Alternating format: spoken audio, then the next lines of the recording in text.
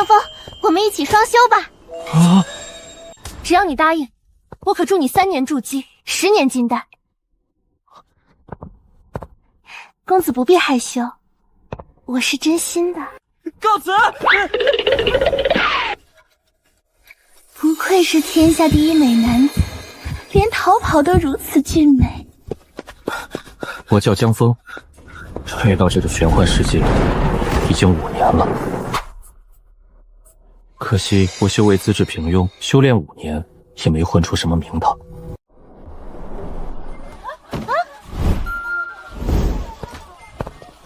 但偏偏我是修仙界第一美男子。世上怎会有如此好看的男子？他刚才是不是看了我一眼？不行，我要回去让我爹提亲。更要命的是，我还天生自带魅魔体质，无时无刻不散发着魅惑之力。任何女子只要一见到我，就会挪不开眼睛，迈不动腿。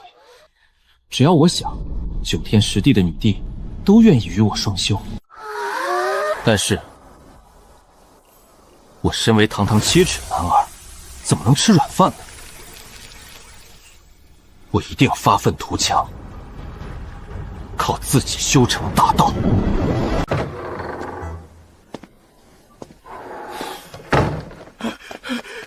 少爷，不好了！怎么了？外面来了好多人，全都是来送聘礼的。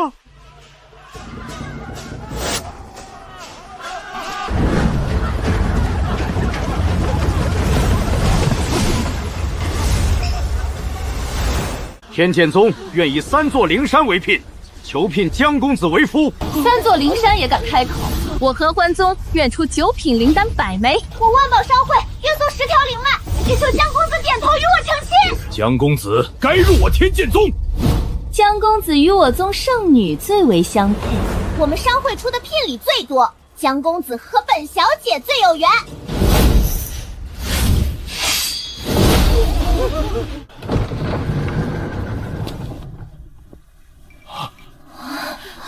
诸位厚爱江某心领了，但这些聘礼我一份都不会收。江公子可是嫌不够？若是不够，我还能再加。不是聘礼的问题，我江峰虽资质平庸，修为低微，但我身为堂堂7尺男儿，绝不吃软饭。明明可以靠脸吃饭，又何必要自己辛苦修炼呢？检测到宿主不屈的意志和绝不吃软饭的信念。自强不息系统绑定中，自强不息系统绑定成功。系统，我也有系统了，快介绍一下你的能力。本系统名为自强不息系统，宿主只要依靠自身努力修炼，便可获得自强点。自强点可用于提升宿主的资质、根骨、悟性。资质越高，吸收灵气速度越快；根骨越强，肉身基础与修炼承载力越强；悟性越高，领悟功法、术法、道法的速度越快。也就是说，只要我自己努力修炼，就能不断变强。正是，这才对嘛！靠山山倒，靠人人跑，靠富婆不行，我江峰要靠自己。正在生成宿主个人数据。姓名江峰，年龄20岁，根骨3，资质2，悟性4，修为炼气1层，自强点0。资质2，根骨3，没关系，起点低，才更能证明我是靠自己。检测到宿主努力修炼，获得自强点+1，真有用。检测到宿主努力修炼，获得自强点+1。检测到宿主努力修炼，获得自强点+1。资质、根骨、悟性。资质能提升修炼速度，根骨能打基础。但我现在最大的问题是连功法都看不太明白，悟性不够。先加悟性。是否消耗3点自强点，提升悟性？是。悟性提升成功。原来这句是这个意思，难怪我以前修炼时灵气总是走错经脉。懂了，我全懂了。恭喜宿主突破至炼气2层。突破了，5年了，我终于又突破了。不行，不能得意忘形。既然努力真的有回报，那就继续修炼。检测到宿主努力修炼，获得自强点+1。一分耕耘，一分收获，努力才有回报。只要我自强不息，就会不断变强。江峰，你出来！我要和你生死决斗！生死决斗？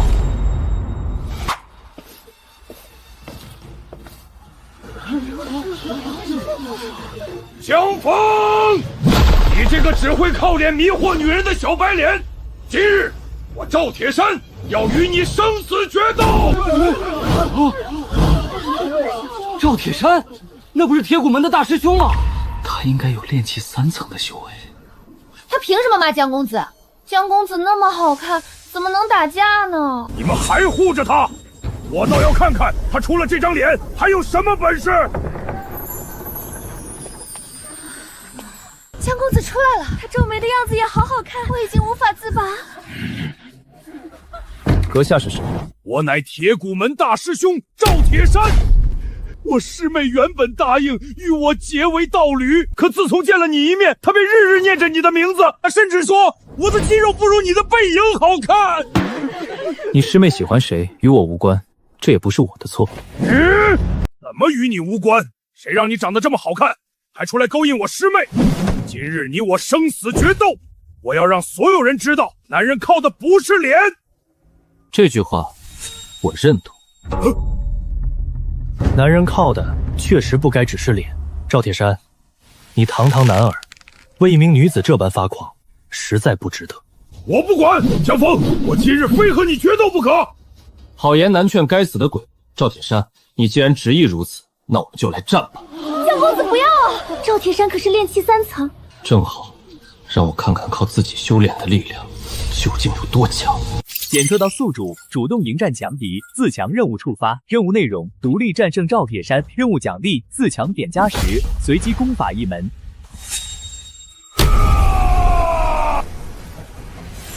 来吧。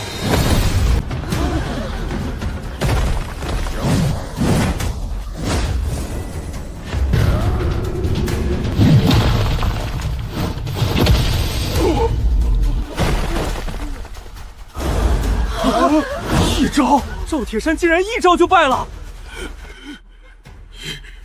你不是只有炼气2层吗？修为高低不代表一切。原来悟性提升不仅能领悟更高深的功法，使修炼速度提升，在与人战斗的时候也更容易看出对方的破绽。同样的修为，击败对方易如反掌。赵兄，若一个人只把心思放在情爱得失上，便容易被外物牵动。你有一身筋骨，本该把心思放在修炼变强之上，不要沉迷女色。男人真正该做的是自强不息。自强不息，只有自己变得足够强，才不会被任何人左右。江公子，今日是我输了，你这一番话我赵铁山记下了。从今日起，我要闭关苦修，等我真正变强之后，再来向你讨教。随时奉陪。检测到宿主独立战胜赵铁山，自强任务完成，奖励发放中。恭喜宿主获得自强点+10，恭喜宿主获得基础术法疾风步。姓名江峰，年龄20岁，根骨3，资质2，悟性7，修为炼气2层，自强点13，术法疾风步。江公子不但长得好看，还如此有气度，他劝人的样子也好迷人。我决定了，此生非江公子不嫁。江公子，我愿以整座洞府为嫁妆。江公子选我会炼丹，还会暖床。你们想干什么？江公子，我是真心的。江公子，只要你点头，我现在就带你回宗门成亲。你们不要过来啊！好险啊，总算将这群女修给摆脱了。不行，我长得太好看了，走到哪里都被人围观骚扰。我若继续留在青云城，早晚永无宁日。女修追我，男修记恨我。魔兽森林，那里远离城镇，荒无人烟，遍地魔兽，总不会有这些人来骚扰我了吧？对，就去那里，今天晚上就走。总算到了。这里远离城镇，遍地魔兽，这回总不会有女修来骚扰我了吧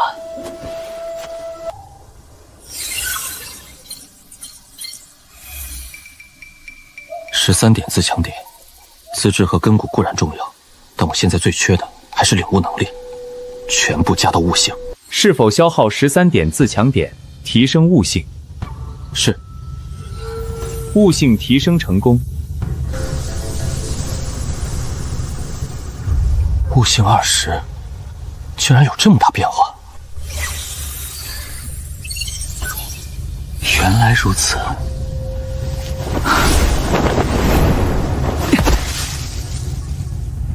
悟性好就是不一样。以前我看几个月都看不懂的东西，现在一下子就明白了。果然，人还是得靠自己。这些功法全是那些仰慕我的女修送来的，这里面甚至还有3位女帝送的，都是最顶级的功法。东西虽然是别人送的，但修炼必须靠我自己。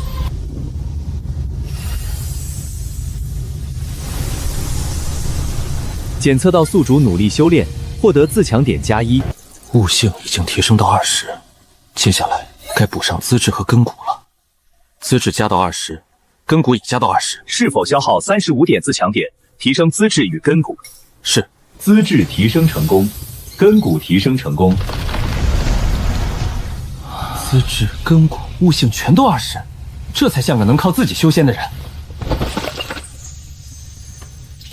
打基础一定要最好的，就选这门太初道基诀。原来练气境真正该这样打磨根基。检测到宿主努力修炼，获得自强点+1。恭喜宿主修为突破至炼气3层。检测到宿主努力修炼，获得自强点+1。恭喜宿主修为突破至炼气4层。还可以更快。继续加悟性。是否消耗5点自强点，提升悟性？是。悟性提升成功。检测到宿主努力修炼，获得自强点+1。恭喜宿主突破至炼气5层。检测到宿主努力修炼，获得自强点+1。恭喜宿主突破至炼气9层。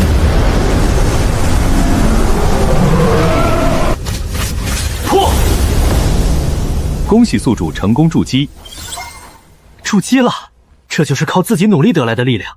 若是靠那些女修，最快也得3年才能筑基，可我靠自己，几天就筑基了。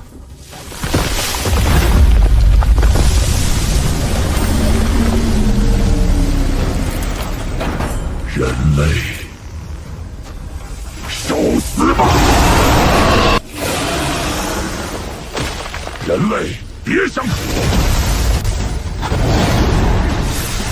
去死的人类！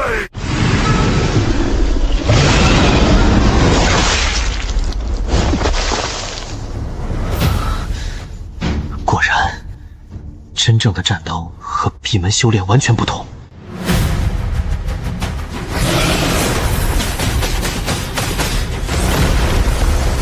就是现在！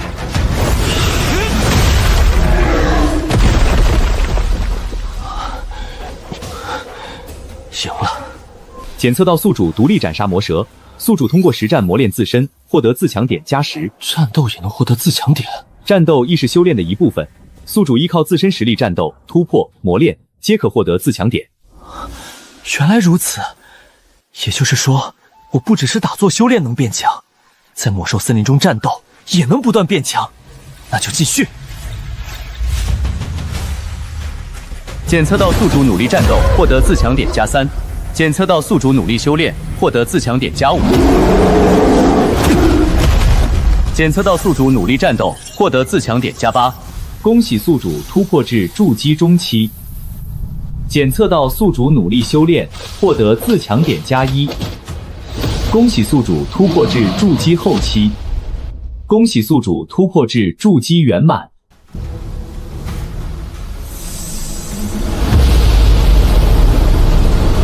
筑基之后便是金丹。恭喜宿主成功凝聚金丹，宿主修为突破至金丹初期。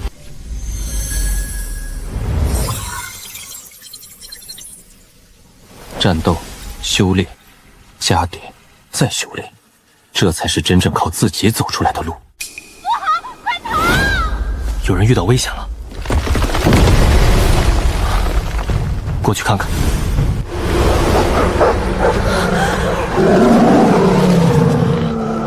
你们好大的胆子，竟敢抢我守了30年的紫灵血枝！我们不知道那是你的东西，紫灵血针我们可以交出来，只求你放我们一条生路。哼，现在才想交出来，太晚了。我要将你们玩弄致死，再把紫灵血枝拿回来。诸位师妹，跟他们拼了！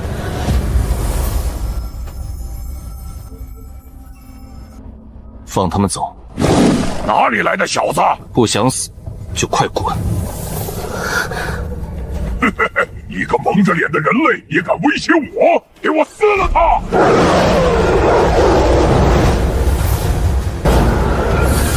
太初剑气，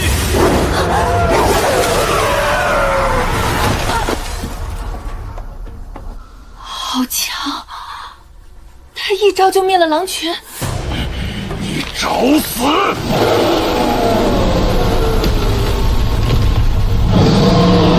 我要把你碎尸万段！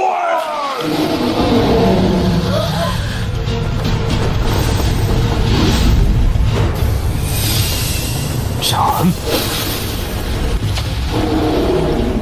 不可能！你到底是谁？检测到宿主独立斩杀狼妖与狼群，宿主通过实战磨练自身，获得自强点加20。危险已经解除了，你们快走吧。多谢公子救命之恩，这株紫灵血枝还请公子收下。不必。公子若是不收，我们心中难安。公子救了我们所有人的命，这份恩情我们一定会报。还请公子让我们见一见真容，至少让我们知道恩人长什么样。不必了，举手之劳而已。对公子来说是举手之劳，对我们来说却是再造之恩。若能记住公子容颜，日后我们也好报恩。我们回去以后一定在家中日日祭拜公子，下辈子做牛做马也要报答公子大恩。好吧，只看一眼，看完立刻离开。多谢公子。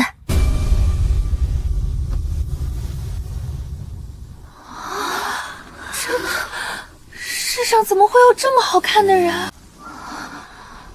陌上人如玉，公子世无双。世上竟真有如此好看的男子。既然你们已经看过了，就快些离开吧。啊！公子救命之恩，我无以为报。若公子不嫌弃，我愿以身相许。我也愿意。我虽修为不高，但一定会对公子好的。哎，诸位冷静。公子不必客气，这是我们心甘情愿。救命之恩本就该以身相报，还望公子莫要嫌弃。我江枫无意儿女情长。江枫？你说你叫江枫？难道你就是青云城那位天下第一美男子江枫？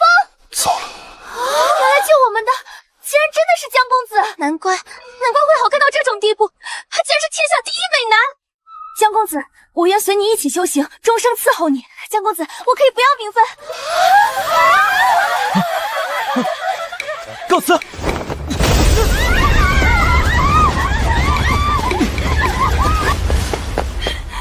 江枫在魔兽森林。天下第一美男子江枫在魔兽森林，走，立刻备车去魔兽森林。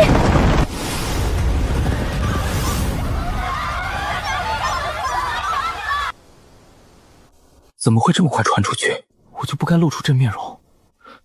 江公子一定就在附近，大家分头找。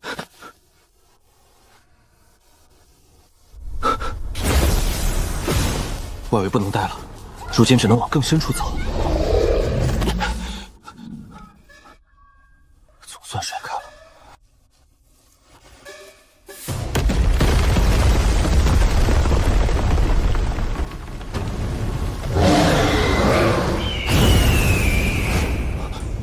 两只大妖。朱雀，把东西交出来，有本事就自己来拿。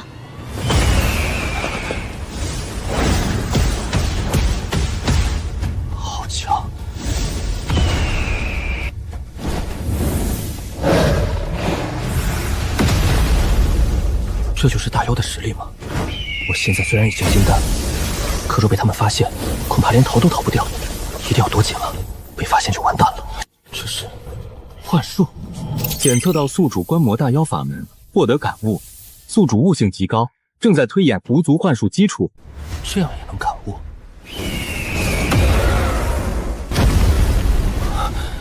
检测到宿主观摩大妖法门，获得感悟，宿主悟性极高，正在推演火系术法基础。原来火焰术法还能这样运转。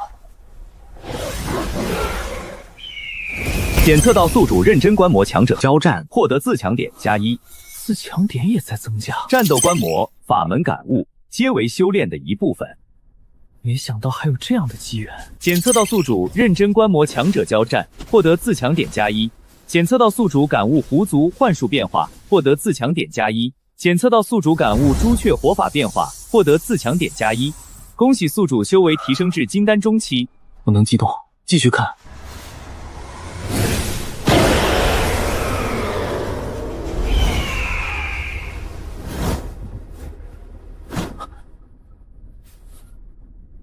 什么人？出来！两位前辈误会了，晚辈只是刚好经过，无意打扰。我现在马上离开。一个人类小子，偷看本座斗法也就罢了，竟还敢偷学我凤族独门秘法！前辈，我只是看了几眼，并非有意偷学。看了几眼便能学会，更该死！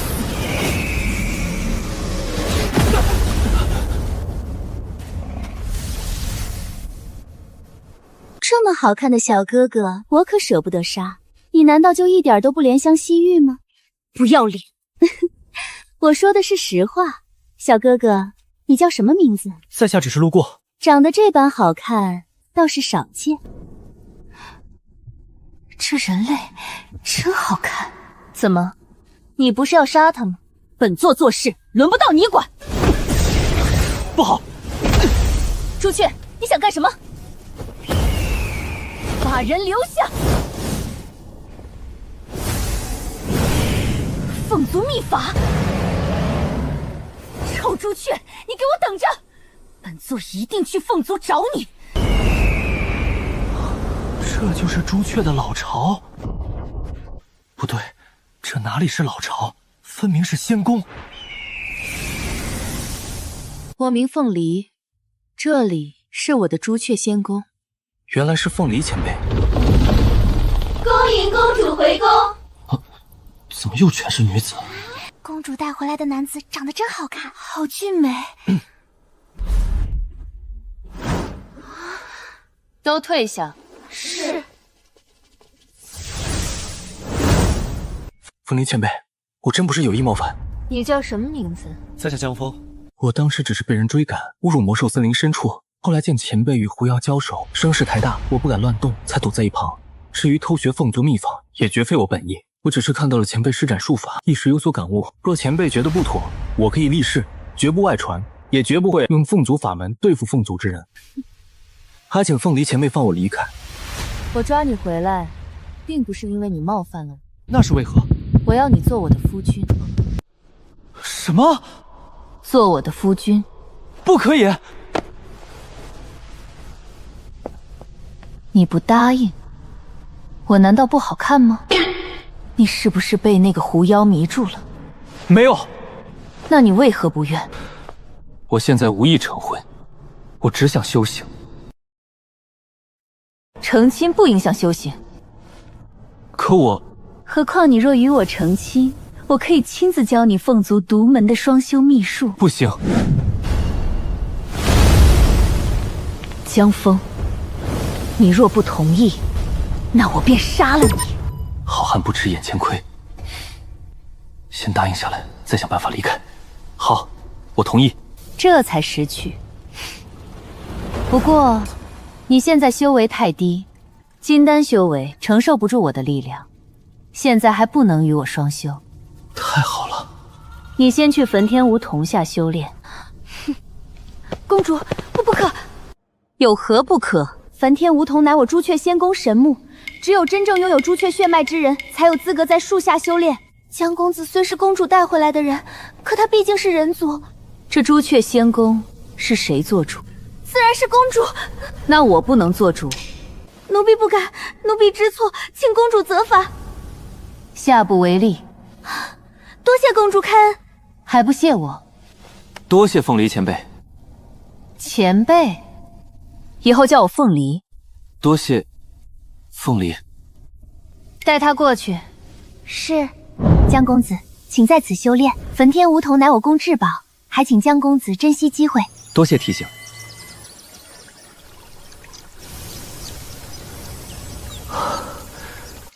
真舒服，这神木竟如此神奇。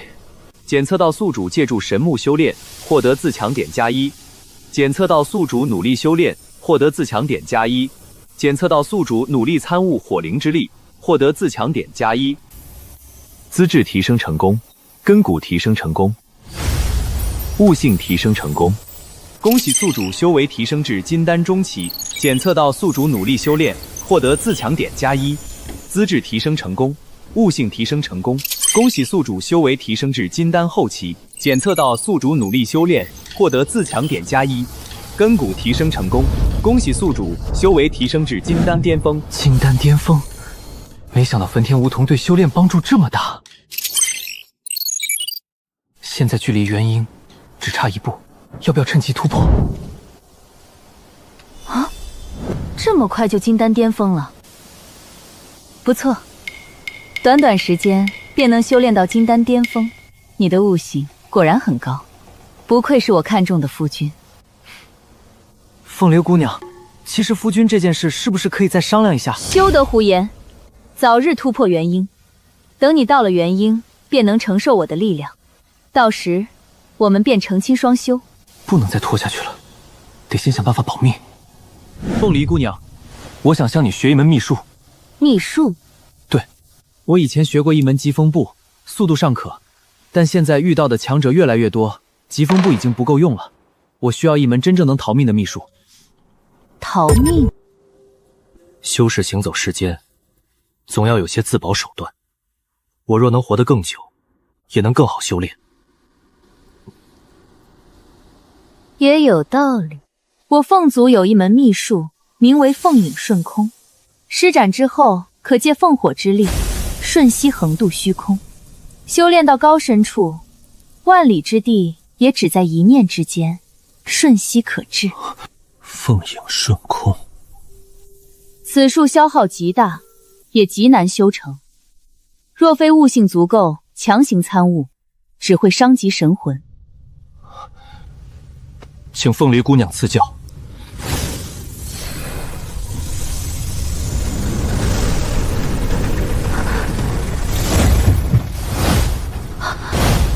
这么快就入门了？凤影瞬可是凤族秘术啊！果然悟性惊人。多谢凤流姑娘。凤梨，你这个不要脸的朱雀，竟敢抢我的男人！九尾狐追来了，把人交出来！公主，是九尾狐来了。他倒是真敢来。你留在这里好好修炼，不许乱跑。好。臭朱雀，出来，交出小哥哥！九尾狐，你再敢胡言乱语，我烧了你的尾巴！你抢了我的小哥哥，还敢这么嚣张？他们还在打，现在正是机会。我的凤影瞬空才刚刚入门，必须将其完全掌握才行。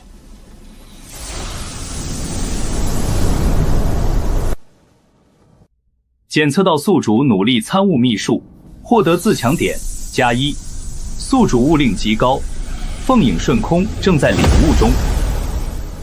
恭喜宿主成功掌握凤影瞬空。成了。凤梨，把人交出来！做梦！再若不趁他们两人打得不可开交时逃走，就真的走不了了。凤影瞬空，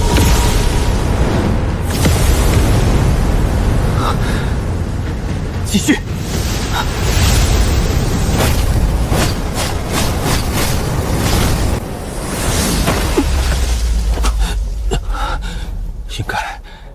10万里之外了，他们应该是找不到我了。风影瞬空虽然厉害，但消耗太大了，我现在灵力几乎耗空。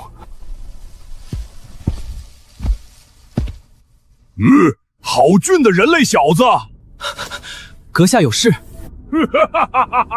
有事，有大事！俺要迎娶青灵公主，可那公主嫌俺长得丑，死活不肯嫁。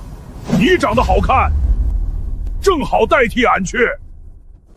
代替你？对，你替俺去把青灵公主迎娶回来，等她进了俺的洞府，再与俺完婚。这样骗人，恐怕不太合适吧？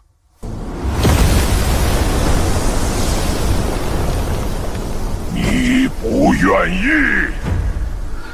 这牛妖元婴境，我本就只有金丹巅峰的修为，现在又灵力耗尽，不能硬来。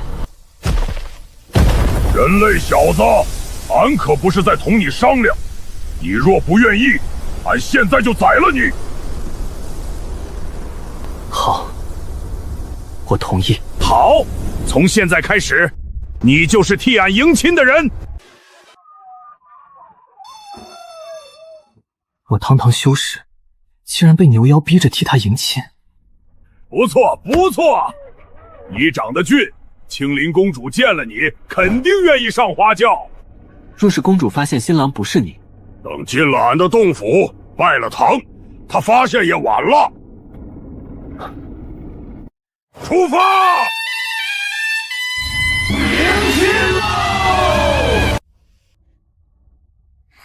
公主，妆快好了，真好看啊！好不好看，又有什么用？青灵，准备的怎么样了？迎亲的队伍已经来了。我不嫁，我真的不想嫁。青灵，母后知道你委屈，可这也是没办法的事。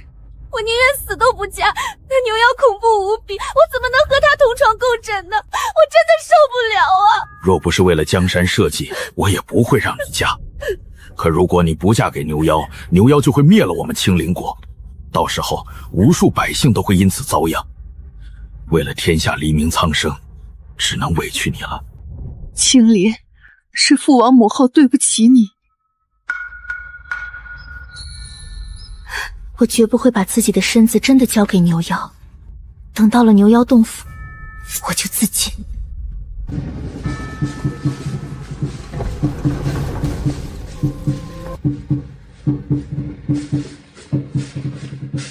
这就是牛妖？不是说他长得奇丑无比吗？是，应该是吧。公主，你怎么了？他长得这么好看吗？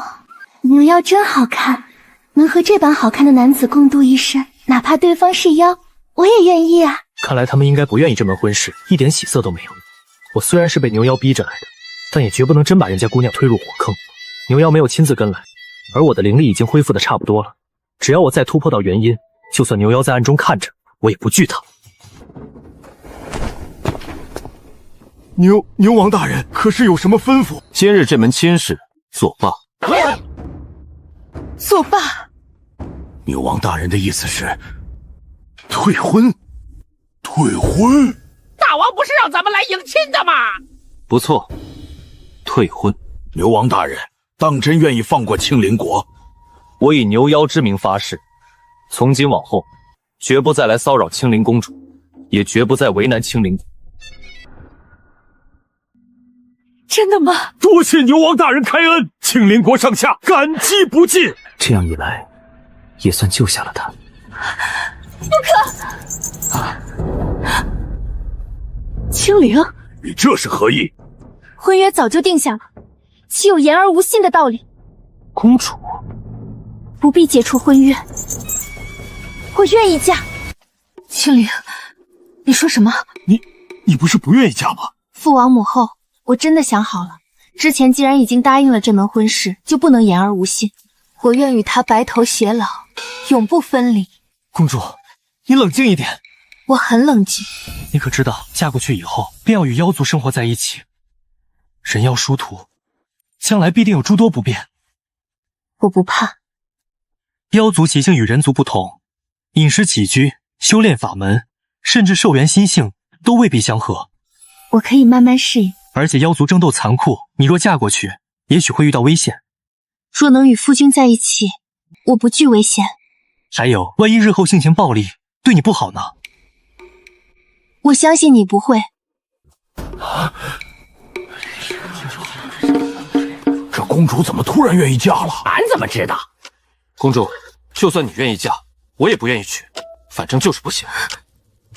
为什么？为什么不愿意娶我？谁说俺老牛不愿意娶你的？公主，俺老牛愿意。果然还是来了。人类小子，俺让你来迎婚，你竟敢替俺退婚！如此乱来，你是找死！吃俺一棍！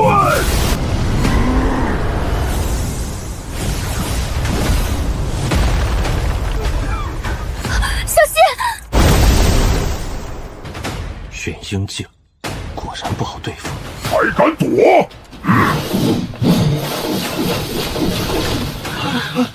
他能赢吗？那可是元婴境牛妖啊！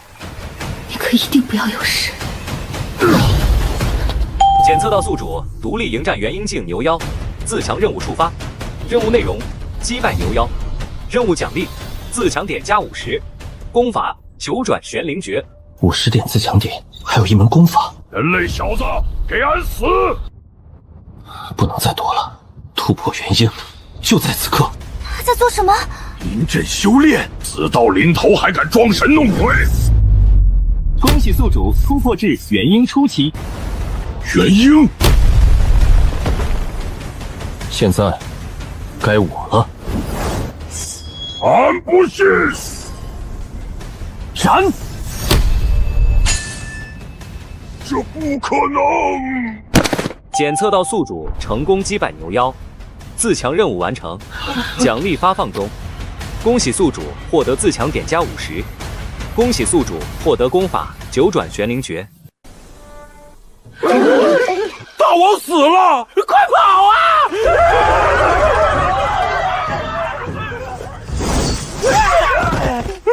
县长饶命，我们再也不敢了。今日饶你们一命，从今往后不可再犯青莲国，否则杀无赦。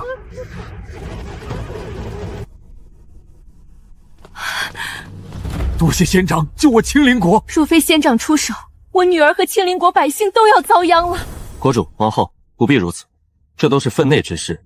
修仙之人本就该斩妖除魔，护佑百姓。仙长高义，青灵国上下永世不忘。此间事了，在下也该告辞了。等等，公主还有何事？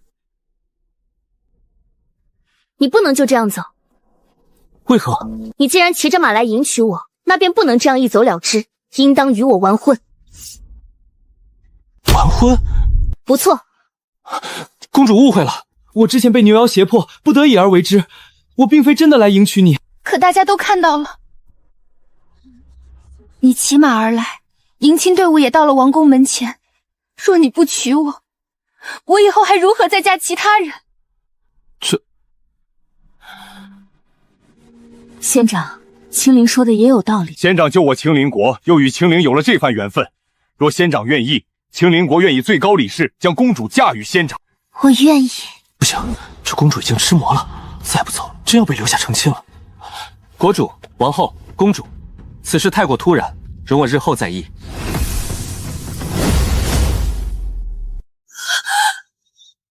杨公子，公主，她跑了。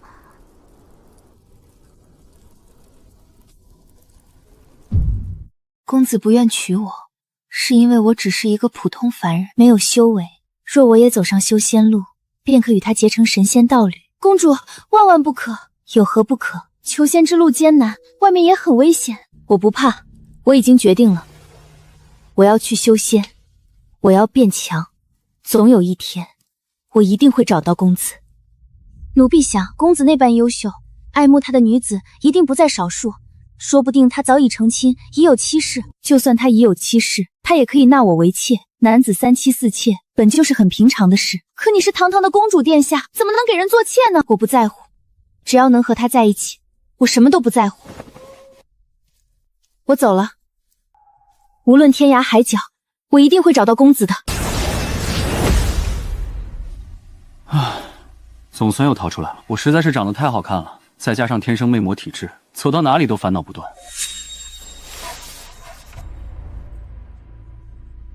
别人修仙是与天争命，我修仙是与桃花劫争命。但无论如何，我都不能动摇，我一定要自强，靠自己走出大道，绝不能当软饭男。如今最麻烦的还是朱雀凤梨和那只九尾狐，他们修为太高，若是找来，我未必逃得掉，必须尽快提升修为。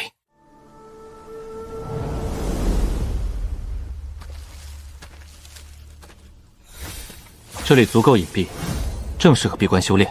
姓名江峰，年龄20岁，修为元婴初期，功法太初道基诀、九转玄灵诀，术法疾风步、凤影顺空，自强点50。九转玄灵诀，既然是系统奖励的功法，必然不凡。检测到宿主努力参悟九转玄灵诀，获得自强点+1。检测到宿主努力修炼，获得自强点+1。资质提升成功，根骨提升成功，悟性提升成功。恭喜宿主，九转玄灵诀修炼至第1层。检测到宿主努力参悟九转玄灵诀，获得自强点+1。检测到宿主努力修炼，获得自强点+1。资质提升成功，悟性提升成功，根骨提升成功。资质60，根骨60，悟性60。恭喜宿主，九转玄灵诀修炼至第2层。检测到宿主努力修炼，获得自强点+1。检测到宿主努力感悟功法，获得自强点+1。资质提升成功，根骨提升成功，悟性提升成功。姓名江峰，年龄20岁，根骨100，资质100，悟性100，修为元婴初期，功法太初道基诀、九转玄灵诀第3层，术法疾风步、凤影顺空。资质、根骨、悟性全部到了100点。修为虽然是元婴初期，但九转玄灵诀已修炼到了第3层，实力大进。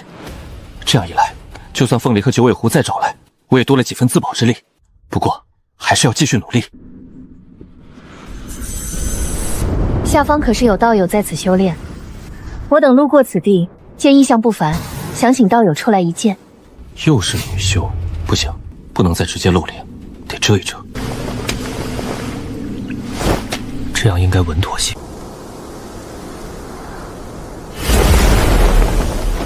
见过几位道友？修士之中，性情古怪者不少，戴面具见人，倒也不算稀奇。在下洛清寒，这2位是我的同门，周明月、许若兰。见过道友。见过道友。在下假面，幸会幸会。假面道友不错。假面道友方才修炼引发天地异象，想来实力不凡。如今太玄道宗正在招收弟子，道友何不与我们一同前往？招收弟子？正是。我等已是元婴境，还有宗门会收吗？道友有所不知，若是没有到元婴境，反而不能参加太玄道宗的招生考试。最低也要元婴境。不错，元婴境在普通宗门之中算厉害人物，有些小宗门甚至会将元婴修士奉为太上长老。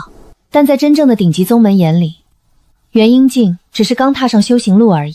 太玄道宗招收弟子，最低要求就是元婴境起步，也只有进入这种顶级大宗门，才能在修仙路上走得更远。功法、丹药、灵脉、秘境、名师指点，都不是寻常散修能比的。原来如此，这就好比前世的顶级大学招研究生一样，没有名校本科毕业，人家还不要，连门都进不去。而下面那些普通学校，名校本科已经是顶级学历了。我如今到了元婴境，哪怕资质、根骨、悟性都已经很高，但修炼速度也明显慢了下来。寻常人往往修炼1000年才能踏入元婴，后面的境界只会更难。就算我悟性再好，也需要时间去熬。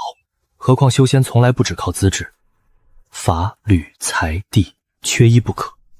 若能进入大宗门，好处确实很多。再者，万一那朱雀凤梨和九尾狐妖找来，有宗门庇护，我就不怕了。假面道友，可愿与我们同行？好，那便一同前往太玄道宗。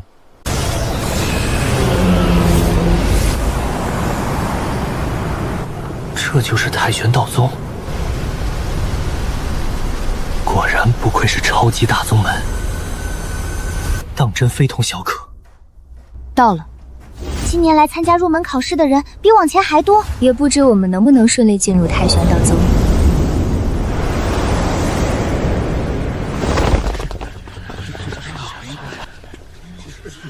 听说太玄道宗的入门考试极严，我等虽都是元婴境修士，可真正能进入太玄道宗的，恐怕不到1%。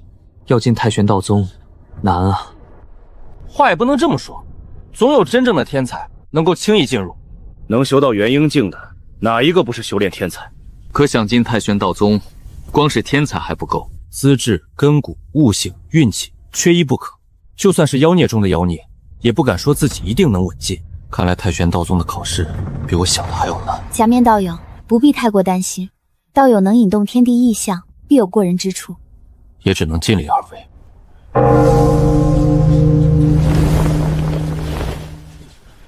肃静！诸位既来参加我太玄道宗入门考试，便须遵守本宗规矩。此次考试分为数关，第一关规则极为简单。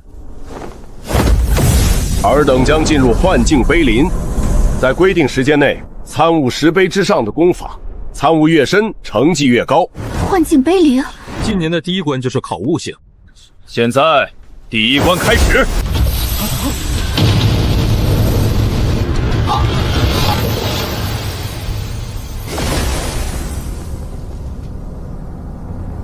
留下来，不要走，陪我一起死！好重！这里有威压，走一步都这么难，怎么参悟碑文？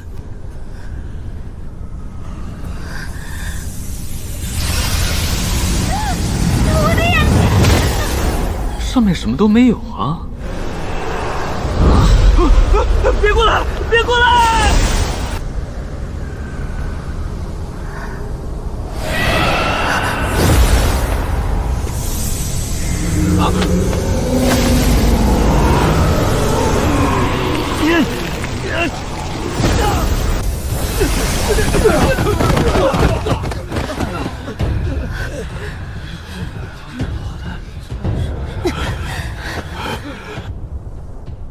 这一届淘汰的倒是快。幻境碑林本就不是寻常考验，进入其中既要承受幻魔侵扰，又要承受碑林威压。在这种情况下，还要参悟10碑上的功法神通，困难程度比外界参悟高出10倍不止。唯有真正的天骄才能通过这一关。你逃不掉，放弃吧。这碑林果然不简单，不但有游魂尖叫扰乱心神，还有万斤威压压在身上。在这种情况下，还要参悟碑文，难度极大。天地不仁，因为无为中斗。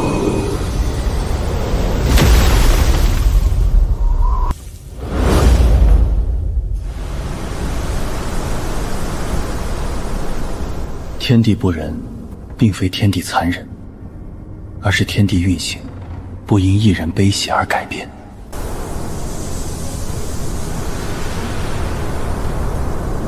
检测到宿主在重压与幻境之中参悟大道碑文，获得自强点+1，获得自强点+1，获得自强点+1，宿主感悟加深，修为提升。恭喜宿主进阶元婴中期。检测到宿主持续参悟大道碑文，获得自强点+1。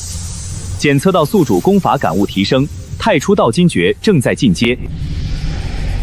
检测到宿主持续参悟大道碑文，获得自强点+1，太初道金诀感悟提升。这10碑上的功法神通，竟与太初道经诀有相通之处。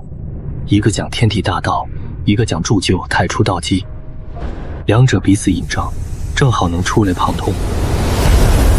恭喜宿主太初道经诀修炼至大成，检测到宿主持续参悟大道碑文，自强点+1。恭喜宿主太初道基诀修炼至圆满。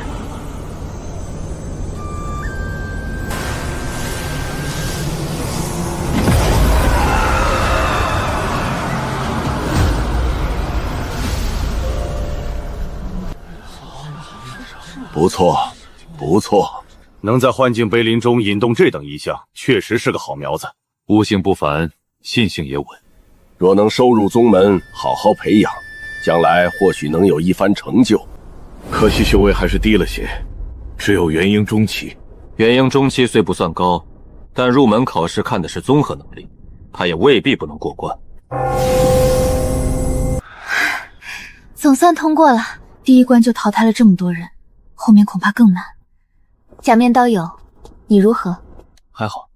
第一关结束，通过者进入第二关。第二关规则也很简单，抽签对战，只能使用在幻境碑林中感悟到的功法神通进行战斗，胜者过关，败者出局。只能用碑林中感悟到的功法神通？那若是感悟不深，岂不是必败？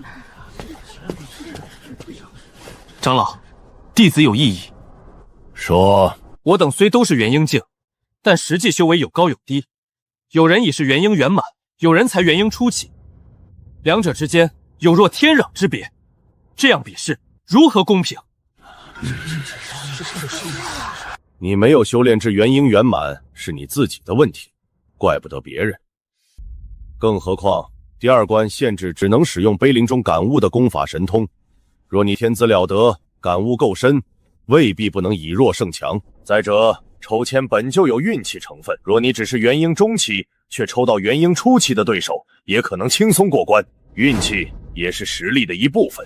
太玄道宗不收气运太差的弟子。元婴圆满，你这签运不太好。假面道友才刚刚跨入元婴中期，要对上元婴圆满，几乎没有胜算。假面道友，不若就放弃吧。太玄道宗虽好，但我辈修士自有缘法，也不必强求。这小子第一关表现不错，可惜抽到了元婴圆满，运气也是考核的一部分。一个人的运气往往由自身气运所决定，气运太低之人，即便天赋不错，也不宜将其招入太玄道宗，否则日后还可能影响宗门气运。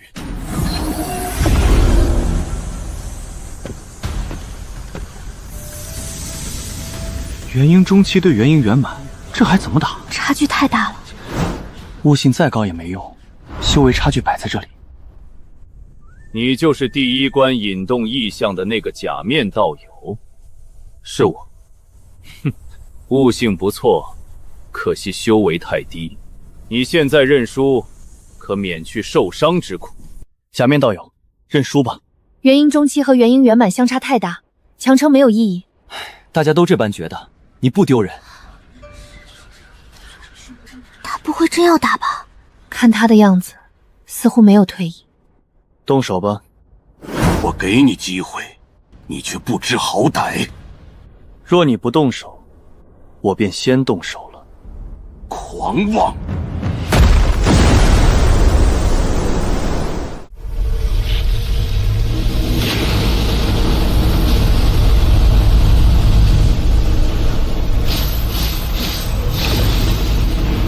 沈山印，好强的威势！这一击，元婴中期根本挡不住。天地无相。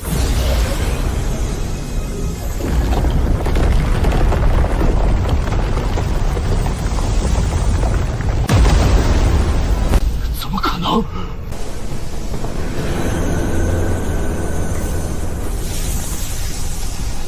给我破！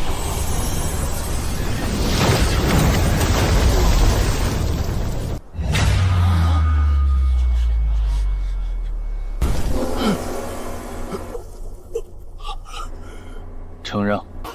赢了！元婴中期竟然真的打败了元婴圆满，这怎么可能？到了元婴境，每个人都称得上修炼天才。不错，能修到元婴的，哪一个不是从无数修士中脱颖而出？所以元婴境之间想越级而战极难。越阶而战这种事，大多只会发生在低阶修士身上。境界越高，每一重差距就越大。到了元婴境，还能以中期胜圆满，这已经不是普通天才能做到的了。这个假面道友真的厉害，难怪第一关能引动异象。若他进了太玄道宗，恐怕很快就会名动中门。他比我想象中还强，我原本还以为他只是悟性高，没想到战力也这么恐怖。能将碑林中砍悟的神通运用到这种地步，他的悟性恐怕远在我们之上。假面道友，你方才也太厉害了！元婴冲期击败元婴圆满，这一战之后，恐怕没人敢再小看你了。恭喜你通过第2关。侥幸而已。他碑林神通的感悟，竟然已经到了这等地步。不是单纯模仿，也不是粗浅施展，他是真正悟出了其中道义。元婴中期能以道压制元婴圆满，此等悟性千年难得。若能收入门下，细心培养，将来必成大器。好苗子呀！你们也动了收徒的心，这等奇才，谁不心动？太玄道宗1000年内能有几人做到这一步？此子悟性极高，正适合修我这一脉的道法。你那一脉众守城，哪里适合这种悟性惊人的弟子？你们2个不用争了，我看此子心性沉稳，与我有缘。什么弟子值得你们3人争成这样？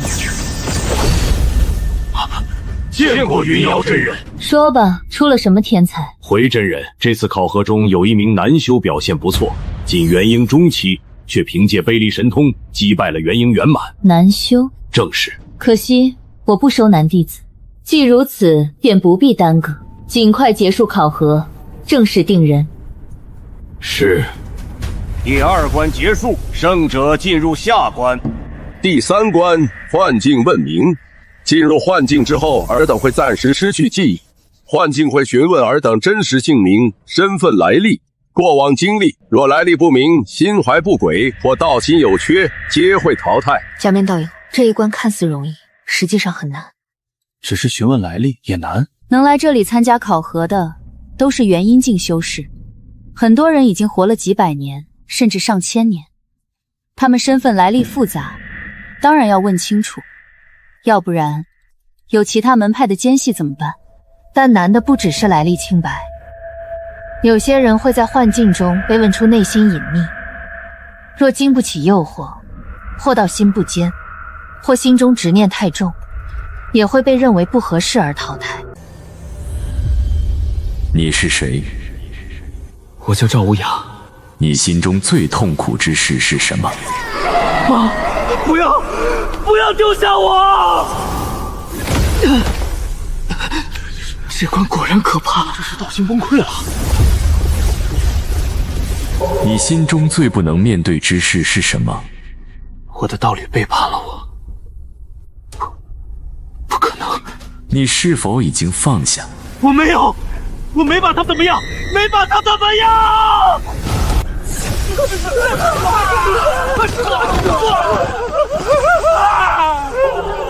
这也太吓人了，感觉比前2关还难。洛师姐，你没事吧？侥幸过关。假面道友，轮到你时，一定守住本心。我知道。下一位假面道友。你的真实身份是谁？青云城江峰。他们说我是修仙界天下第1美男子。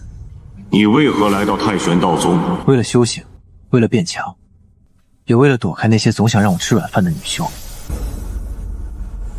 江峰，那个传说中的天下第1美男子江峰，我听说过他。据说青云城各大势力都曾上门送聘礼。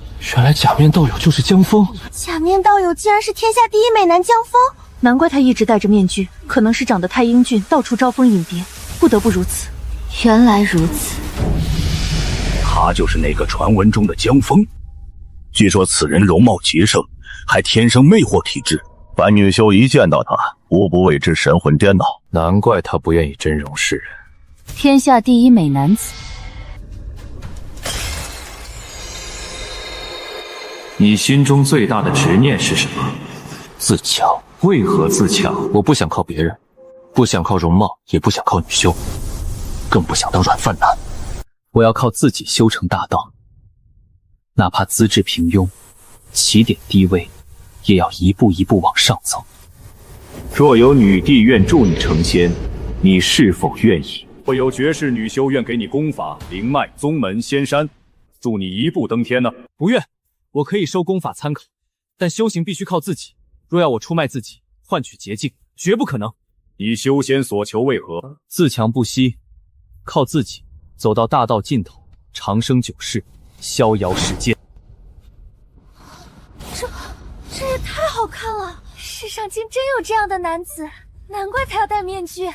我原本还以为传闻夸张了，现在看来，传闻还是保守，道心稳住。修仙信念坚定，不错。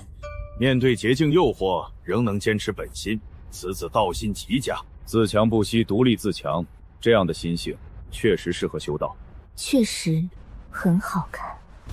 他不但长得好看，道心还这么坚定，坚决不吃软饭，要靠自己，这也太让人心动了。我现在能理解青云城的女修为什么会那般疯狂了。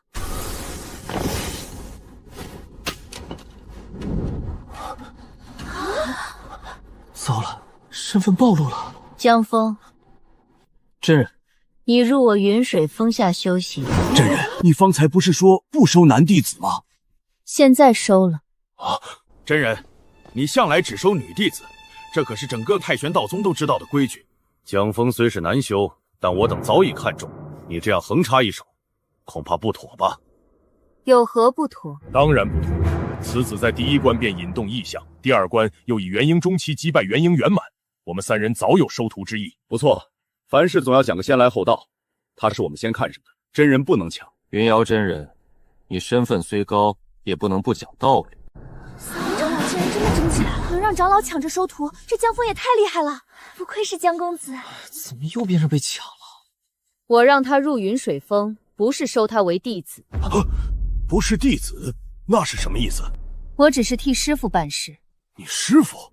师伯他老人家要收徒？不错，我只是代师收徒。从今日起，江峰便是我师弟。江公子竟然直接成了云瑶真人的师弟，那辈分岂不是极高？若是师伯的意思，怎么，你们要与我师父争弟子吗？不敢。既是师伯之意，我等自然不敢争。此事便依真人所言。江峰，愣着做什么？还不过来见过师姐？这个云瑶真人看起来身份很高，他的师父自然地位更高，能拜入其门下，的确是大机缘。有大宗门庇护，朱雀凤梨和九尾狐应当也没那么容易找来。今日代师收徒，先定下你的身份，待师父出关之后，你再正式拜见师尊。是，师姐。此后，你便先随我回云水峰修行。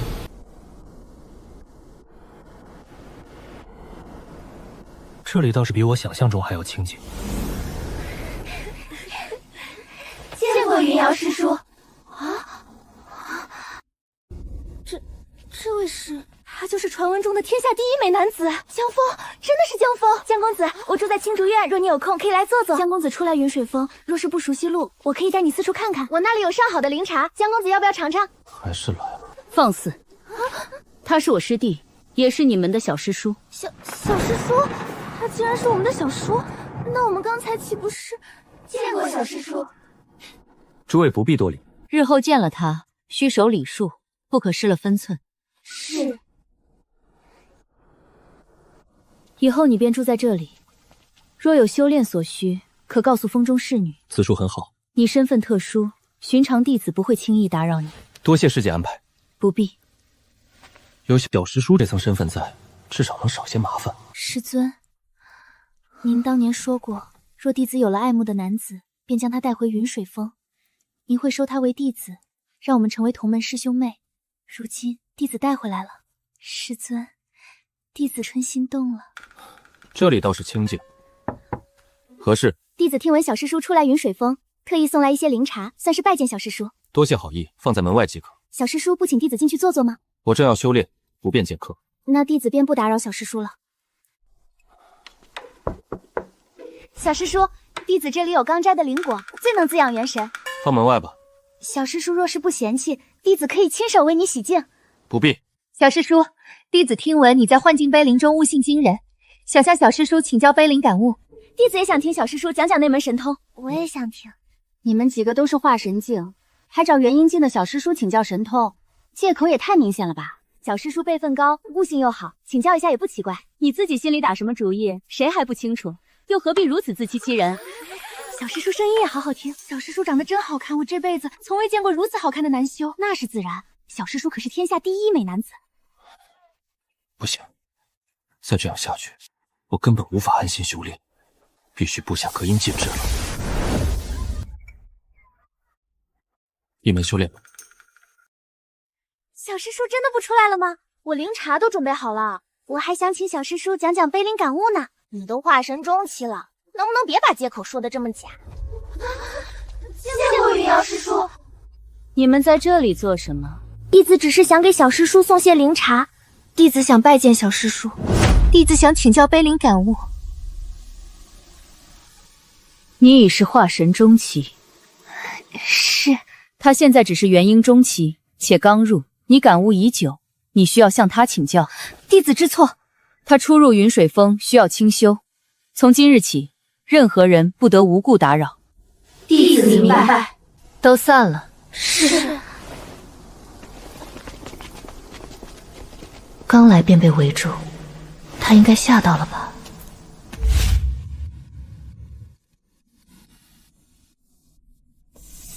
检测到宿主努力修炼，获得自强点+1。还是修炼最踏实。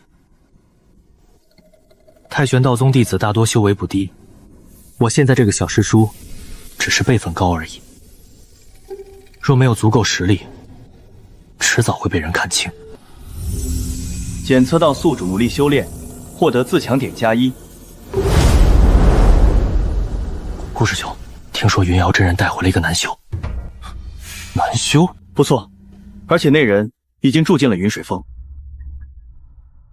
云瑶师叔向来不近男色，怎会带男修回云水峰？听说那人名叫江峰。江峰，就是传闻中的天下第一美男子。一个元婴中期的男修，只因辈分高，变成了云水峰小师叔。听说他悟性极高，是云瑶真人带师收下的师弟。哼，悟性高又如何？云水峰上化神境弟子比比皆是，他一个元婴中期，也配让众人喊他小师叔？云瑶师叔从不亲近男子，他凭什么？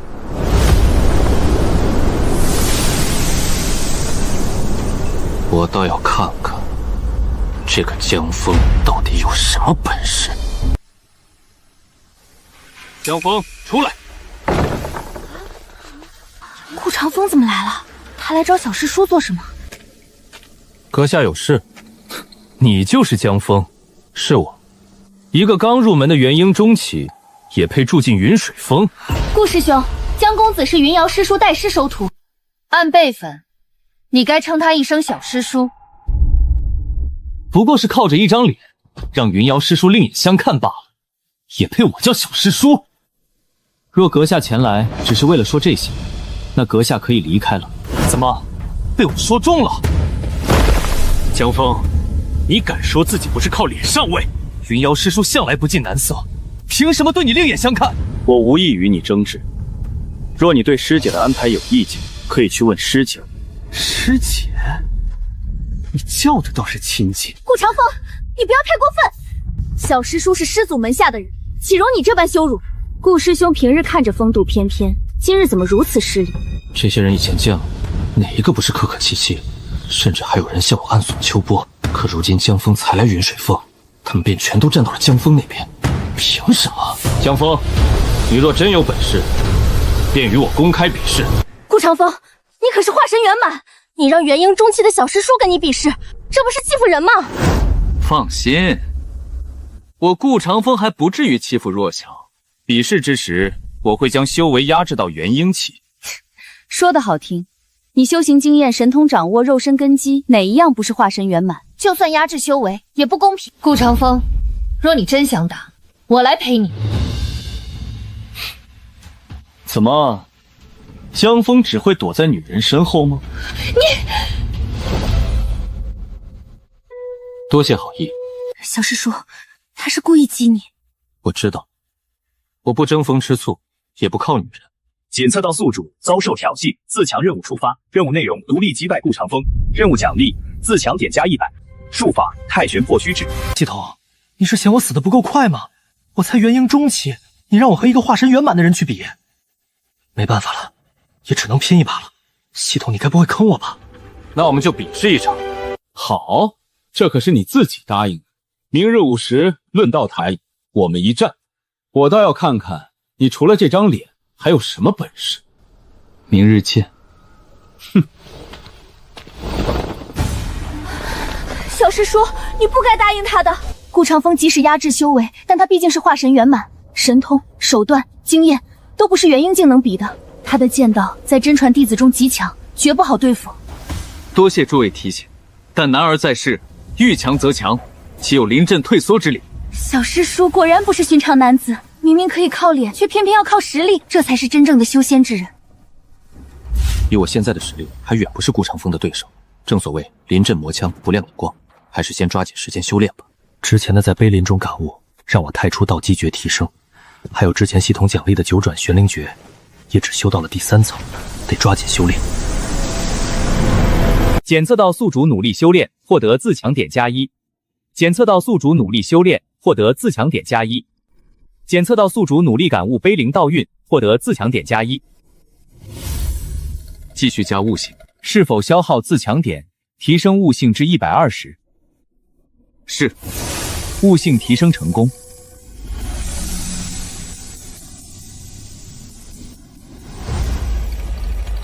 太初道基诀已经圆满，可道基之后又该如何继续往前？检测到宿主悟性提升，正在推演太初道基诀后续篇章。宿主感悟大道碑文，获得自强点+1。宿主触类旁通，太初道基诀突破圆满极限。恭喜宿主自行感悟出太初道基诀第2篇，宿主修为提升，正在冲击元婴境后期。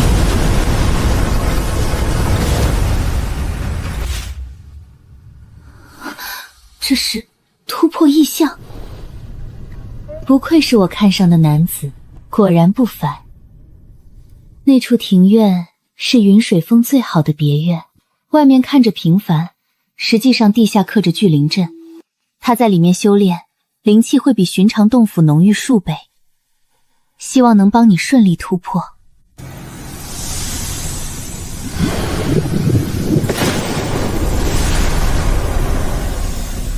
恭喜宿主进阶元婴后期。还不够，顾长风是化神圆满，即便压制修为，也绝不能小看。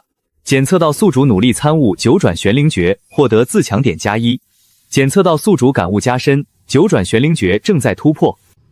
恭喜宿主九转玄灵诀突破至第4层。元婴圆满，就在此刻。恭喜宿主进阶元婴圆满。元婴圆满，只是一夜之间竟连续突破2重，这可是寻常人几百年都未必能做到的。这庭院竟然有聚灵阵，难怪灵气如此充沛。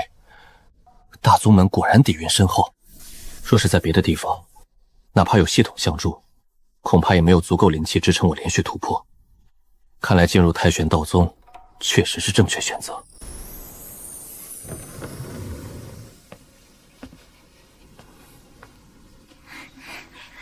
诸位这是做什么？小师叔，今日你要与顾长风比试，我们特意来送些东西。这是清心丹，可稳固心神，防止剑意冲击神魂。这是护身玉符，危急时能挡住化神境一击。这是回灵露，能快速恢复灵力。多谢诸位好意，不过此战我想靠自己，不必借外物取胜。小师叔，这不是让你靠外物。顾长风毕竟是化神圆满，就算压制修为，也绝不好对付。我们只是担心你受伤，也是想略尽心意。诸位心意，我领了。但真正上台之后，我还是想凭自己的实力一战。小师叔果然道心坚定，明明有这么多宝物，却还是想靠自己。这才是真正的自强之道。见过云瑶师叔，他们的东西你可以不收。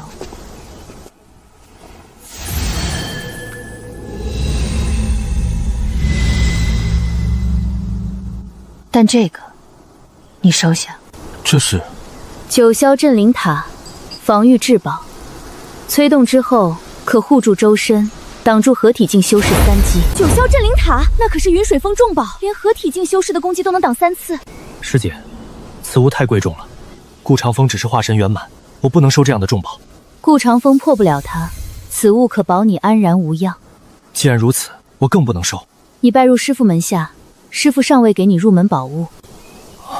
这件九霄镇灵塔便算是入门礼，我只是带师父给你。既是师门入门礼，那我便先收下。多谢师姐，也多谢师父。走吧，该去论道台了。江峰还没来，毕竟是元婴中期，对上顾师兄，怕也是正常的。他不会不敢来了吧？又是这样，这些女修以前见了我，哪个不是恭恭敬敬？如今却全围着他一个人转。江峰，你终于来了。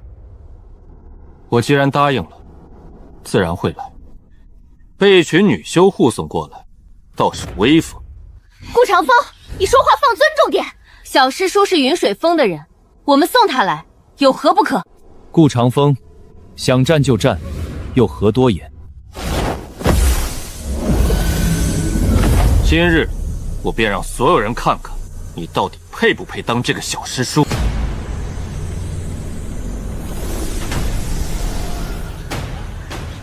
江峰，现在后悔还来得及，动手吧。我已将修为压到元婴圆满，免得别人说我欺负你。化神圆满对元婴修士，也好意思说不欺负人？更何况他化神圆满的经验和神通又没有消失。小师叔要小心。宿主已接受挑战，自强任务正式开启，任务奖励发放。恭喜宿主获得自强点加100，恭喜宿主获得术法太玄破虚指。原来这个任务是只要上台接受挑战，就能获得奖励。宿主独立应战强敌，符合自强不息之意。太玄破虚指可向比自己高一个大境界的修士发起攻击，并无视对方的一切防御，直接穿透杀机。出其不意之下，可重创甚至斩杀比自己高一个大境界的修士。请宿主自行把握机会。全部加悟性。是否消耗100点自强点，提升悟性？是。悟性提升成功。宿主感悟太玄破虚指，获得自强点加1。在台上发呆。江峰，你这是怕了吗？哼，装神弄鬼。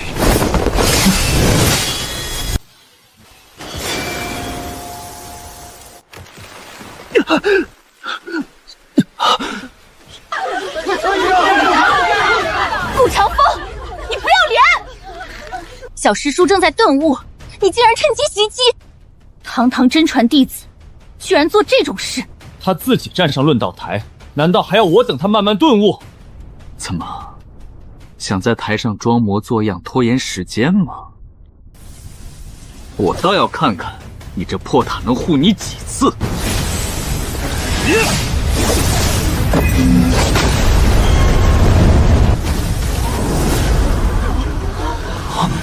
那是什么宝物？竟能自行护主！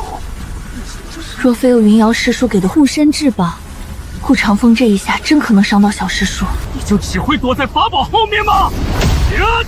江峰，悟完了，悟完又如何？太玄破虚指，怎么可能？顾长风败了，他可是化神圆满啊！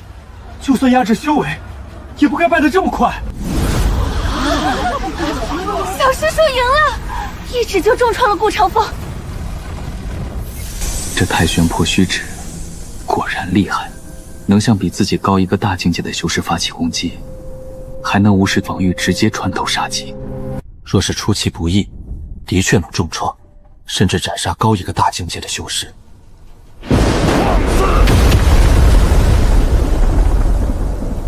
江峰，你好大的胆子！长老何出此言？同门切磋，你竟下如此重手，今日若不严惩你，宗门规矩何在？陆长老，这怎么能怪小师叔？顾长风以化神圆满修为压制境界来战元婴，本就占尽便宜，如今被小师叔重创，只能说明他技不如人。元婴战化神，难道还要小师叔处处留手吗？放肆！执法风办事，轮得到你们插嘴？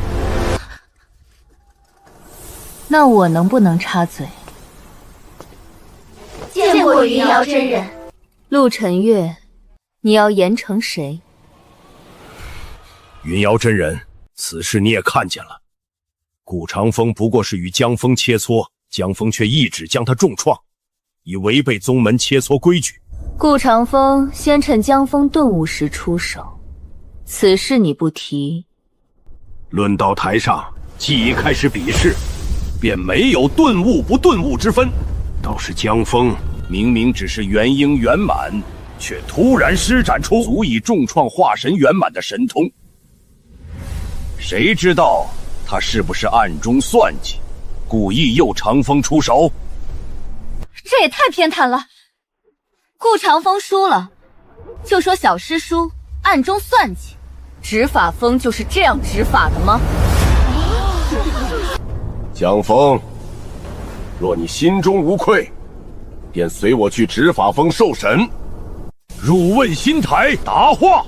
好，不过顾长风也要一起去。凭什么？因为这场比试不只是我一人参与，若要问，就一起问。我觉得可行。陆长老，你不是要查清真相吗？好，那便去问心台。问心开始。江峰，你是否故意暗中算计顾长风？没有。你是否在比试前布置陷阱，意图重伤同门？没有。小师叔果然无辜，本来就是顾长风技不如人。顾长风，你为何挑战江峰？因为不服。为何不服？因为他住进了云水峰，且云瑶师叔对他另眼相看。你为何在意云瑶真人？不要问了，我爱慕云瑶师叔多年。顾长风竟然暗恋云瑶真人，难怪他针对江峰。你是否曾因嫉妒陷害同门？没有，我没有。说真话。有。3年前，林师弟被云瑶师叔夸赞，我心中嫉妒，暗中调换了他的试炼玉符，害他在逆境中受伤，挫伤真传晋升机会，最后自杀而亡。原来当年的事是顾长风做的，他竟然做过这种事。他为了嫉妒，竟然暗中调换试炼玉符。若不是问心台揭露，林师兄这辈子都不知道真相。这种人也配做真传弟子，必须严惩。顾长风害人前程，绝不能轻饶。师尊，救我！都安静！长风虽有过错，但并没有直接杀人。那人自杀，也只怪自己一时糊涂。他只是一时糊涂，心生嫉妒，才做下错事。一时糊涂？害同门错失真传晋升，也能叫一时糊涂？陆长老这是还想护着他？顾长风毕竟是宗门真传，修行不易，依我看，可以小惩大戒，罚他闭关100年，反省过错。闭关100年也算惩罚？对修士来说，闭关100年分明是避风。陆晨月，你还真是护短。云瑶真人，顾长风再有错，也该由执法风处置。执法风若只护自己人，便不配执法。他说的不错。拜见宗主。拜见宗主。问心台已照出真相，你还想小惩大戒？宗主，长风虽有错，但他天资不凡，若就此废掉，实在可惜。宗门天才不少，但心术不正者，天资越高，祸患越大。宗主，我知错了，求宗主再给我一次机会。你陷害同门，毁人前程，今日又借比试之名，极度生恨，挑衅师门长辈。若不严惩，宗门规矩何在？师尊救我！顾长风罪证确凿，按宗规废除修为，如此。陆晨月，宗主，你身为执法长老，执法不公，偏袒弟子。今日若非江峰主动入问心台，真相恐怕又要被你压下。宗主，我只是念在长风修行不易，执法之人罪忌私心。从今日起，革去你执法峰掌权之职，禁闭300年，反省己过。是。见过宗主。小风，今日之事，你受委屈了。弟子只是自证清白。面对污蔑，不畏强权，愿入问心台自证。很好，你入宗不久便遭此风波，宗门自该有所补偿。江峰，可入太玄藏经阁3日，3日之内，藏经阁所有功法神通任你参悟。藏经阁3日，前3日任他参悟，这奖励也太大了。小师叔这也算因祸得福，以小师叔的悟性，3日说不定能悟出不少神通。多谢宗主，这是你应得的。藏经阁内机缘不少，好好把握。我会的，师姐。能得多少就看你的本事了。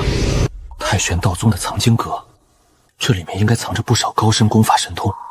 你便是江峰？见过长老。宗主已经传令，你可入藏经阁3日，所有功法神通皆可参悟。多谢长老。藏经阁中机缘无数，但不可强求。有些功法任人，有些功法择主。若强行参悟不属于自己的东西，反而会伤了神魂。弟子明白。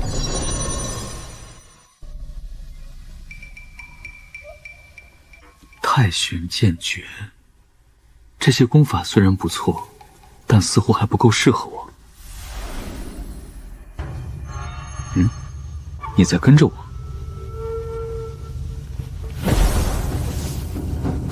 你倒是挺执着。无名功法，这不是普通文字。检测到未知古老功法，宿主悟性极高，可尝试参悟。检测到宿主努力参悟无名古卷，获得自强点+1。检测到宿主感悟加深，获得自强点+1。万道同源，万法归一。恭喜宿主成功开启万道归一经，宿主感悟万道归一之意。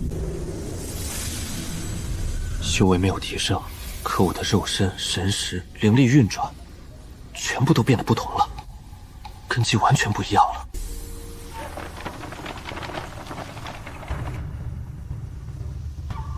藏经阁震动，这小子在里面做了什么？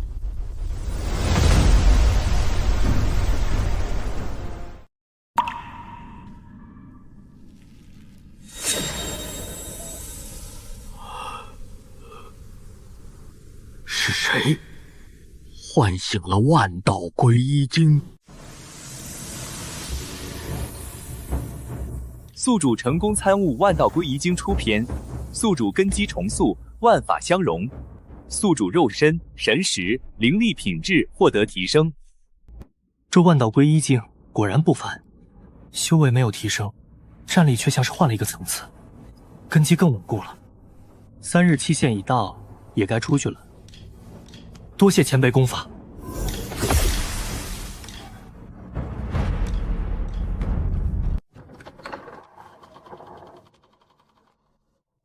你在里面看到了什么？一本古卷。什么古卷？万道归一经。果然是他。长老知道此经？知道，但从未有人真正唤醒过此经。江峰，此事不要轻易外传。万道归一经关系重大，若传出去，未必全是好事。弟子明白。发生何事？有人闯宗门大阵。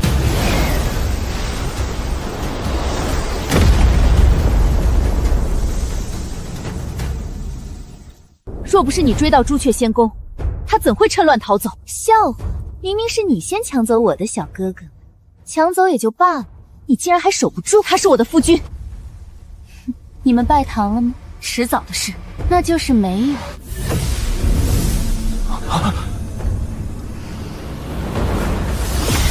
什么人？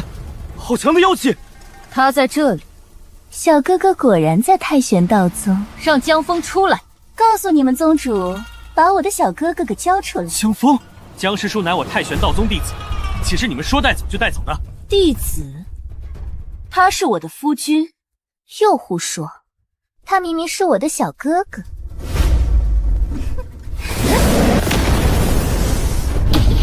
有人闯阵，快禀报宗主！太玄道宗，交出我夫君江枫，把小哥哥还给我。太玄道宗若是不交人，便是挑起与我朱雀一族的大战。我狐族也不是好惹的，今日若不把小哥哥交出来，我便拆了你们山门。朱雀一族，还有狐族大妖，这江师叔到底惹了多少人？什么叫惹？分明是他们自己找上门。两位，此乃太玄道宗，不是你们妖族领地，你们闹够了吗？交出我夫君江枫，我立刻离开。把小哥哥还给我，我也可以不闹。江枫如今是我太玄道宗弟子，去留由他自己决定。他是我的夫君。不是，你答应过的。那是你威胁我要杀我，我才暂时答应。答应了便是答应了，这不能算。小哥哥，你看他多霸道，还是跟我走吧，我可舍不得威胁你。九尾狐，你闭嘴！凭什么？够了，凤梨公主，我知你朱雀一族势大，那又如何？若你们继续在此闹事，休怪本宗主将你们镇压。你若镇压我，便等于与朱雀一族开战。就算告到我父亲母亲那里也无用，他们知道江枫是我的夫君，只会亲自上门抢人。我真不是。我狐族也一样。小哥哥这般好，我族长辈见了也一定会喜欢。你们能不能先问问我的意见？既然两位都说与江枫有救，本宗主也不拦你们见他。宗主，凤梨公主、九尾狐，你们各有1日时间，一人1天与江枫单独相处。若你们能说动江枫，让他自愿跟你们走，那便是你们的本事。但若江枫不愿，谁也不得强迫，更不许在太玄道宗闹事，否则不管是朱雀一族还是狐族，本宗主都会先将你们镇压。好，我先来。凭什么你先？他先答应做我夫君。我说了那不算。小哥哥说不算，那就不算。九尾狐，你们相持不下，那便抽签决定。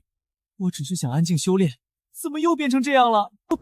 江枫，今日你归我。这只是相处1日，不是归你。都一样。上来。你让我骑你？哼，别人自然不行，但你是我看中的夫君，那当然可以。我不是你夫君。先上来。怎么样？这风景还入得了你的眼？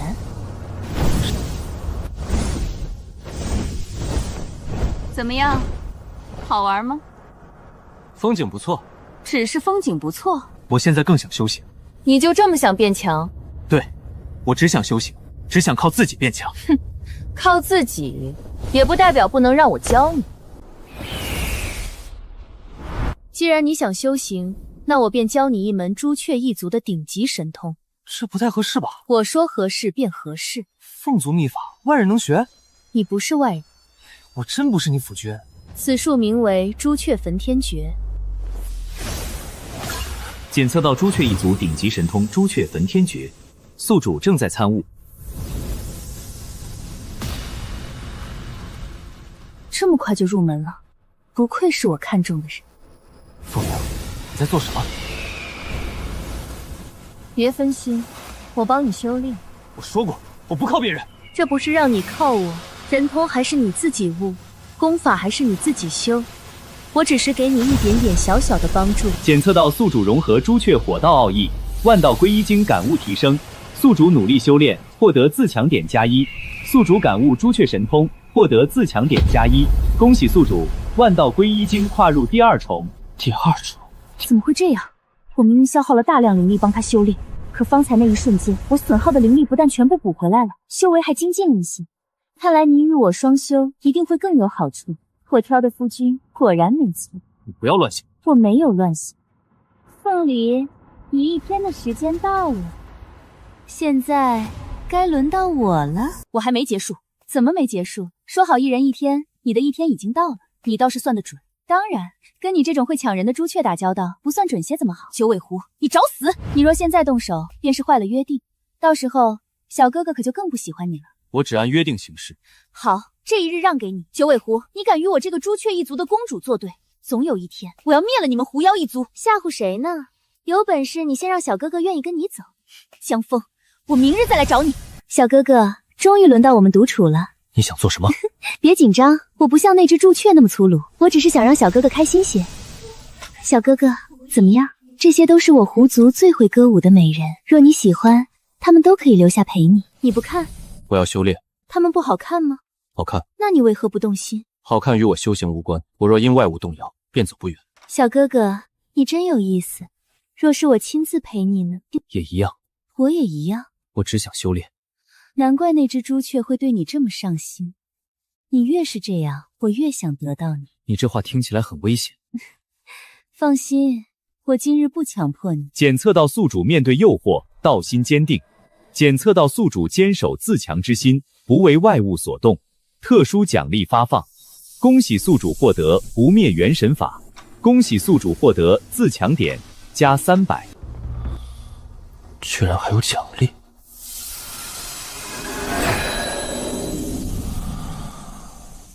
世间男子无数，可像你这样的，我还是第一次见。在这般诱惑之下，竟还能专心修炼，小哥哥，你到底是什么样的人？姓名江枫，年龄20岁，根骨100，资质100，悟性230，修为元婴圆满，功法太初道诀第2篇，九转玄灵诀第4层，万道归一经第2重。术法疾风步，凤影顺空，太玄破虚指，自强点370点自强点。如今境界越来越高，资质、根骨、悟性都不能落下。根骨加到200，资质加到200，剩下的全加悟性。是否消耗自强点提升根骨、资质、悟性？是。根骨提升成功，资质提升成功，悟性提升成功。姓名江枫，年龄20岁，根骨200，资质200，悟性400，修为元婴圆满，功法太初道诀第2篇，九转玄灵诀第4层，万道归一经第2重。术法疾风步，凤影顺空，太玄破虚指，自强点0，悟性400，果然不同。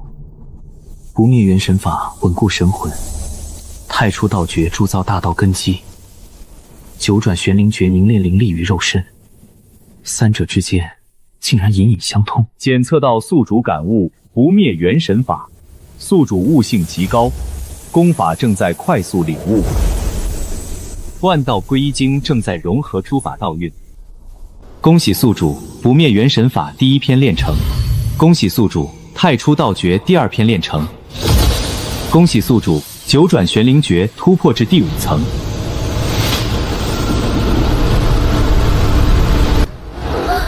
他要突破了，从元婴圆满突破化神，小哥哥竟然要化神了！恭喜宿主突破至化神初期。公子怎么会更好看了？你的体质提升了。不好，魅魔体质似乎变强了。这气息不像普通魅惑之力。公子，好想靠近他，他的气息好温暖。这是我的魅魔体质又变强了。检测到宿主体质进一步觉醒，体质信息正在重新解析中。这是什么气息？为何我忽然心跳得这么快？好像是僵尸叔的方向。稳住丹火，我稳不住心神了。僵尸叔突破了，化神了，为何连我也会受到影响？好像只想与他双修。江风突破了，不愧是我看中的夫君。不对，这不是魅魔体质，这是传说中的万古道侣体质。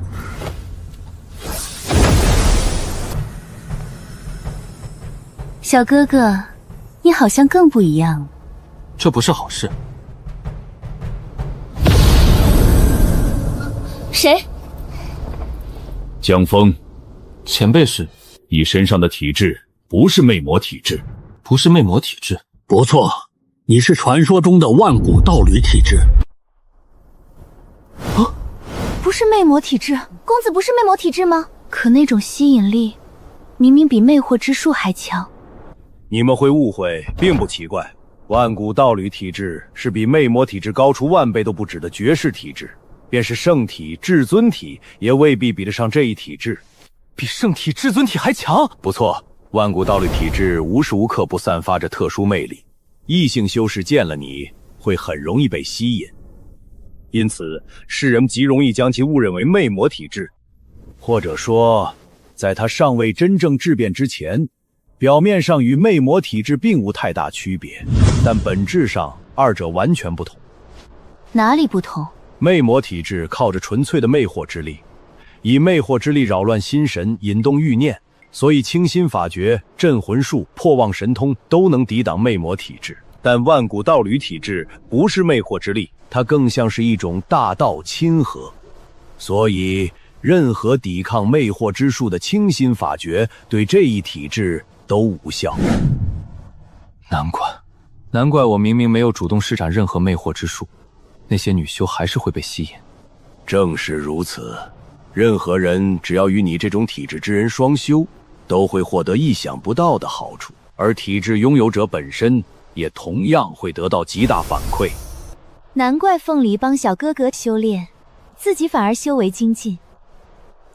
原来是因为小哥哥体质特殊缘故。女修寻找道侣，本质上是想寻找一个能让自己修行更进一步的人，一个能让自己依靠的人。爱慕强者是修士本能，特别是女修。高阶女修的神魂直觉会本能判断出谁对自己最有好处。万古道侣体质正是诸天万界最适合作为道侣的体质。那些女修不是单纯被你的容貌吸引，他们的神魂本能、修行直觉都在告诉他们，靠近你会有大机缘。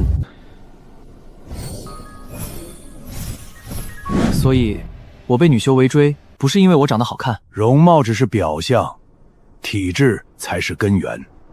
那这体质对我来说到底是好是坏？看你怎么选。怎么选？万古道侣体质有两条路，第一条路寻找道侣双修，以此体质，只要你愿意，诸天女帝、圣女、妖皇、魔尊都会想与你结为道侣，你可以靠双修一路成帝。不行，这不就是吃软饭吗？小哥哥，这怎么能叫吃软饭呢？靠女修一路带我成帝，就是吃软饭。所以还有第二条路，若你不找道侣双修，不借女修之力，反而能因道心坚定得到天道奖励。每一次拒绝诱惑，每一次坚守本心，都会化作天道淬炼，修为精进，道心稳固，体质升华，最终同样可直达无上之境。也就是说，我越是不吃软饭，反而越能变强。不错，你若沉迷双修，可以靠道侣成帝；你若坚守自强，便可凭自身登临无上。这就是万古道侣体质的绝妙之处。那我选第二条路，我江峰绝不靠女人成道，我要靠自己，一步一步走到大道尽头。你能这样想很好，不过你也要明白，如今你的体质已经真正觉醒，这股气息恐怕已经传遍诸天。传遍诸天？万国道侣体质对无数女修而言都是难以抗拒的大机缘。从今日起，会有无数人想与你双修。小哥哥，老祖说的没错，若连我都被你的气息吸引，那些更强的女修只会更疯狂。树欲静而风不止，你说要靠自己，可别人未必会给你安静修炼的机会。江枫，你要想清楚，是真的从此独立自强，面对诸天女修追逐，还是找一位女帝双修，一步登天？我想清楚了，我不会找女帝双修，哪怕诸天女修都来找我，我也只靠自己。好，来了。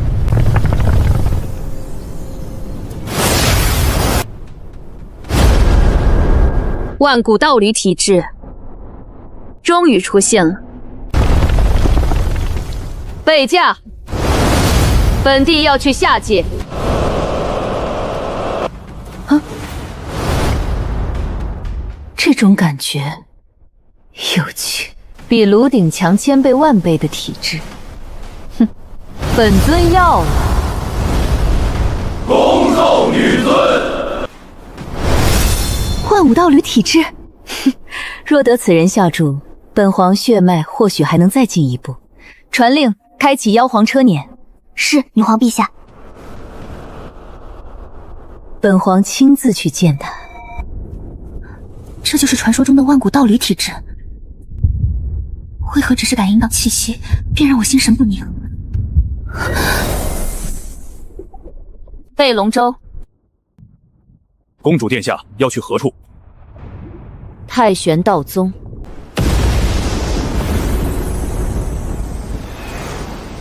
万古道侣体质现世。江枫，本帝与你有缘，速来上界见本帝。江枫，速来上界见本帝。江枫，此乃上界女帝法旨。你若不愿，无人能逼你。什么上界女帝？凭什么抢我的夫君？小哥哥又不是他的人，凭什么让小哥哥去？女帝也好，圣女也罢，我江枫不会依附任何人，我不吃软饭，更不会靠和女帝双修一步登天。面对上界女帝，他竟然也敢拒绝。江师叔的道心太坚定了，我越来越喜欢江师叔了。好。检测到宿主面对上界女帝法旨，仍坚守自强之心。最终任务触发，诸天女帝即将降临。宿主若能坚持自强，不依附任何女强者，可开启自强不息系统第2形态。任务奖励：大道根骨觉醒。大道根骨觉醒，自强不息系统第2形态。那就来吧，无论是谁，都别想让我吃软饭。拒绝本帝。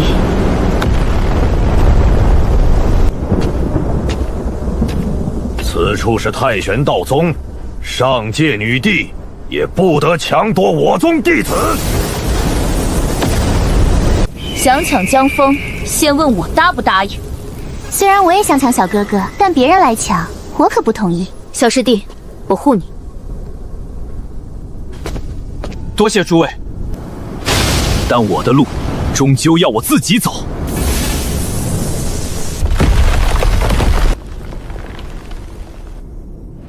江枫，本帝来接你了。